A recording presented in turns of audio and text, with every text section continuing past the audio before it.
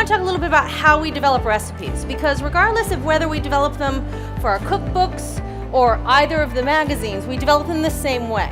I'm Sarah Beth Durst, and I'm so excited to be here. I had this surreal moment when Michael was doing the introduction. I'm like, oh, I'm really here. This day is here. So I have a notebook where I just basically list out, all these different possible outcomes to these world-building questions that I ask, and then try to figure out which ones are the most interesting, but also the ones that create the most character conflict. And I find that the YA books are often some of the best written books out there, personally. She bumped him with her shoulder, suddenly desperate at the thought of going to class, of staying in a room, staring at all those home-printed quotations on the wall. And this is a very good story of Monet and how he came about his obsession with light.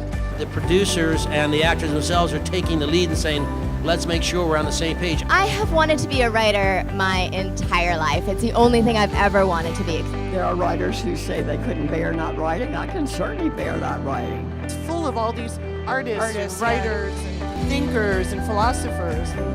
I really wanted to pull that out. We also vary the order in which we taste stuff. We actually did cake testing at cake carriers. In fact, I tried very, very hard deliberately not to think about the reader. Even if it is a fantasy world or a fiction world that's absurd like Night Vale, you do have to reflect the world you see around you. And so I wanted to tell a book. I wanted to write a story and